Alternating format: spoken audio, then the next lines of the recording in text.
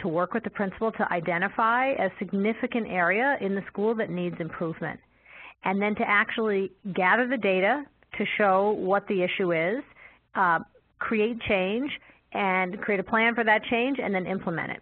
For many of the residents, this has been one of the first significant experiences they've had, both using data to drive the change, but also really trying to think on, if you remember that vision and inspiration piece from the competency model, really trying to think about how am I going to work with adults and motivate them to change.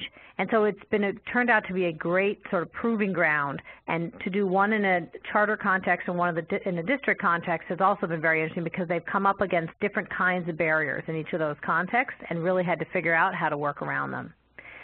They also have a reflection log, which is something that they work on all year long. It lays out in detail for them a variety of things that they should be watching. I mean, for example, we say, you should be making sure that you're observing kids getting off the bus a certain number of times, and you should be observing this many kinds of parent interactions.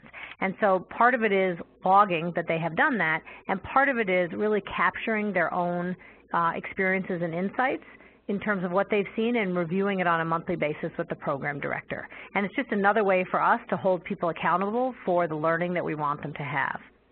And then finally, there's the quarterly assessment tool, which I mentioned earlier. The resident fills this out at the beginning of the year, and every quarter, the resident, the program director, and the host principal fill this out. They can all see each other's comments, and then they sit down and they have a conversation around it, and it really helps them to identify where the remaining growth areas are and how to prioritize the coaching and the learning goals as they move forward during the year.